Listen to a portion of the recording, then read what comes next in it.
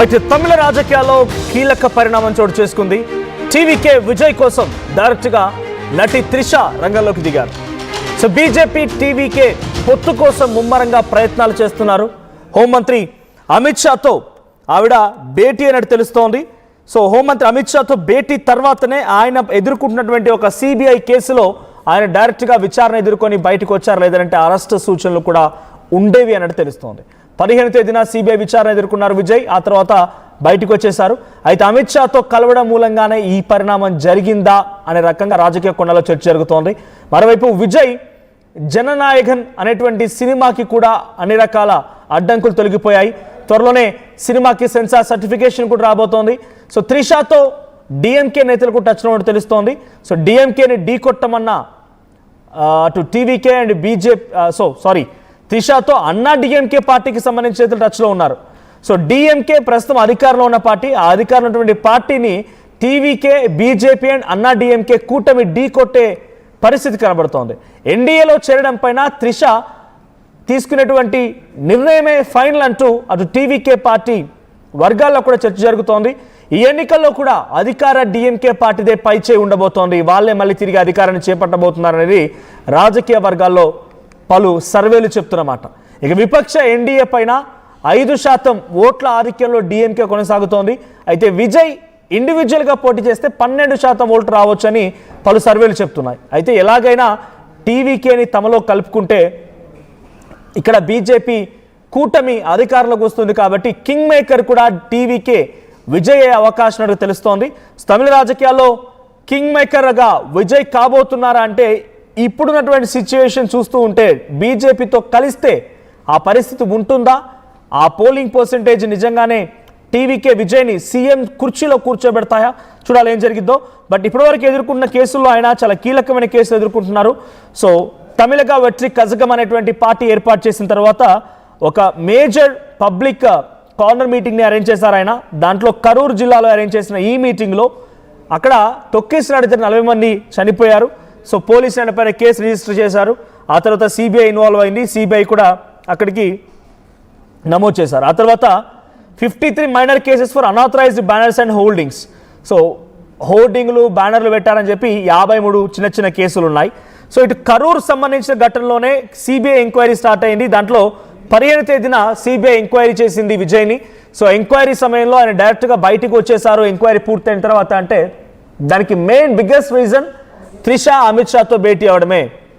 So Trisha భేటీ తర్వాతే అమిత్ షా నుంచి ఆయనకి కొంత సిబిఐ ఎంక్వైరీ తర్వాత బయటకు వెళ్ళడానికి అవకాశం దొరకడమే కాకుండా జననాయకన్ అనేటువంటి సినిమా కూడా అన్ని రకాల అడ్డంకులు తొలగిపోయాయి. సో సెన్సార్ సర్టిఫికేషన్ వచ్చిందంటే ఇక సినిమా పట్టాలు ఎక్కడమే, సినిమా రిలీజ్కి సిద్ధంగా ఉంది.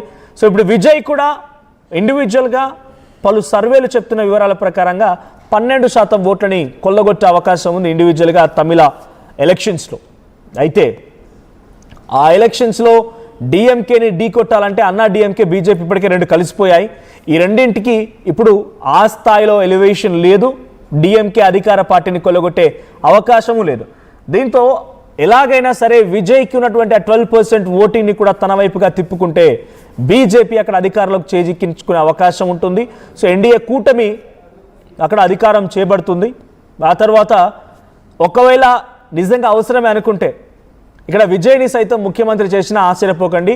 బికాజ్ కింగ్ మేకర్ కాబోతున్నాడు. 12% ఓట్ షేర్తో ఆయన కూడా చాలా కీలకంగా మారే అవకాశం ఉంది కాబట్టి. సో ప్రజెంట్ ఏం జరిగిందో చూడాలి. బట్ ఏదేమైనా త్రిష అండ్ అమిత్ షాల భేటీ ఇప్పుడు హాట్ టాపిక్గా మారింది. మరోవైపు అటు పార్టీ వర్గాల్లో తమిళగా వెట్రి కజగం అనేటువంటి పార్టీ టీవీకే పార్టీలో కూడా, అంటే విజయ్ స్థాపించిన పార్టీలో కూడా ఒక చర్చ ఏంటంటే త్రిష ఏది చెప్తే పార్టీలో అదే ఫైనల్ అవుతోంది. త్రిష నిర్ణయం మేరకే పార్టీలో చాలా కీలక నిర్ణయాలు తీసుకుంటున్నారంట. సో అమిత్ షాతో భేటీ తర్వాత బీజేపీతో టీవీకే పొత్తు పెట్టుకోవాలన్నా, ఎక్కడెక్కడ ఎటువంటి సీట్స్ షేర్లో తీసుకోవాలన్నా, ఎవరు కంటెస్ట్ చేయాలన్నా అన్ని విషయాల్లో కూడా డెఫినెట్గా త్రిష ఇన్వాల్వ్మెంట్ అండ్ తన ప్రియారిటీ చాలా కీలకంగా ఉండే అవకాశం ఉంది. సో అమిత్ షాతో భేటీ చాలా కీలకమనే చెప్పాలి. సో అమిత్ షా భేటీలో త్రిష ఏం మాట్లాడుకొచ్చారు, అసలు ఎలా కన్విన్స్ చేయగలిగారు, విజయ్ని ఎలా కన్విన్స్ చేశారు, సో విజయ్ని అసలు ఇండివిజువల్గా వెళ్ళాలి అనే ఆలోచనతో ఉన్నటువంటి ఇండివిజువల్గా వెళ్ళాలన్న ఆలోచనతో ఉన్నటువంటి టీవీకే పార్టీ అధినేత విజయ్ని అసలు త్రిషాతో అమిత్ షాని భేటీ జరిపించి ఆ పొత్తుని కుదుర్చడం కోసం డైరెక్ట్గా ఇప్పుడు విజయ్ పావులు కలుపుతున్నారా? సో విజయ్ పార్టీ స్థాపించిన అతి తక్కువ కాలంలోనే నిజంగానే ఎన్డీఏ కూటమిలో కలిస్తే అక్కడ చెప్తున్నటువంటి సర్వేల మేరకి అన్నీ కలుపుకొని విజయ్ కింగ్ మేకర్ కాబోతున్నాడా? ముఖ్యమంత్రి అవకాశాలు ఉన్నాయా? చూడాలి ఏం జరిగిద్దో. మా ప్రతినిధి మధు ఉన్నారు సిద్ధంగా ఫోన్ లైన్లో. రైట్. సో మధు, ఏంటి టీవీకే పార్టీ విజయ్ ఇండివిజువల్గా పార్టీని స్థాపించి అక్కడ రాజకీయ పరిణామాలని రాజకీయ ముఖ చిత్రాన్ని మార్చాలని ఒక ఆలోచనతో ఉన్నట్టుగానే తన మొదటి సభా సమావేశాల్లో మాట్లాడుకొచ్చారు, పెద్ద ఎత్తున స్పీచ్లు ఇచ్చారు, అంతా జరిగిపోయింది. ఇప్పుడు బీజేపీతో పొత్తు కడతానంటున్నారు. బేసిక్గా తమిళ్ అంటేనే అక్కడ రైటిస్ట్కి అవకాశం కల్పించరు, బీజేపీకి అంతా ఈజీ స్కోప్ ఇవ్వరు. సో గతంలో జయలలిత అయినా, తర్వాత ఇప్పుడు డిఎంకే స్టాలిన్ అయినా, అంతకంటే మునుపు చాలామంది హేమాహేమిలు ఎవరు కూడా అక్కడ బీజేపీని ఎంట్రీ ఇవ్వడానికి అవకాశం కల్పించలేదు. సో చాలామంది అటు రజనీకాంత్ పెట్టాలనుకున్నారు, కమల్ హాసన్ పెట్టాలనుకున్నారు, పార్టీ ఎట్టకేలకు విజయ్ పెట్టారు, సక్సెస్ఫుల్గా వెళ్తూ ఉన్నారు. సో బీజేపీ ఎంట్రీకి విజయ్ని వాడుకుంటుందా బీజేపీ, లేదంటే బీజేపీ వస్తే ప్రభుత్వాన్ని చేపట్టే అవకాశం ఉంది, నాకు అవకాశం ఉంటుంది ముఖ్యమంత్రిగా అంటేగా విజయ్ భావిస్తున్నారా? ఈ మధ్యలో త్రిష ఎందుకు ఎంట్రీ ఇవ్వాల్సి వచ్చింది?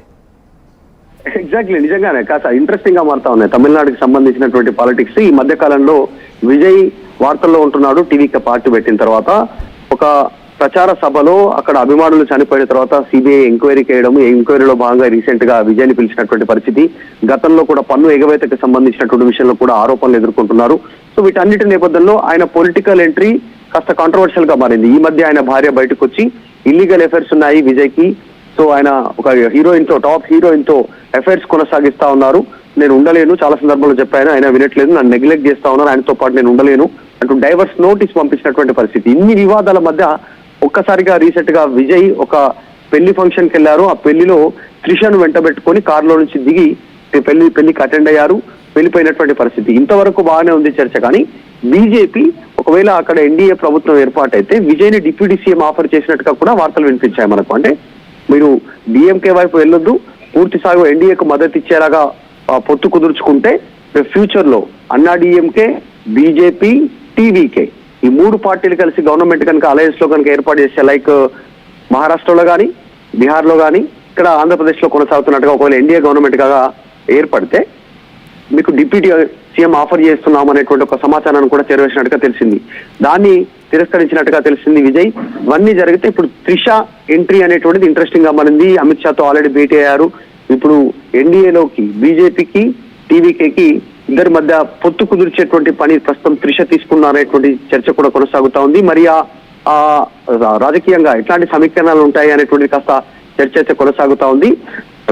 తమిళనాడులో రజనీకాంత్ తర్వాత అంత ఆదరణ ఉన్నటువంటి సినిమా ఇండస్ట్రీలో ఉన్నటువంటి హీరోగా, నటుడిగా విజయ్ కి పేరుంది. వరుస హిట్స్ తో తమిళ హృదయాల్లో స్థానం కల్పించుకున్నారు. ఆయన పార్టీ పెట్టిన తర్వాత ఇటు డిఎంకేను పెద్ద ఎత్తున విమర్శించారు, అటు అన్నా డిఎంకేను కేంద్రంలో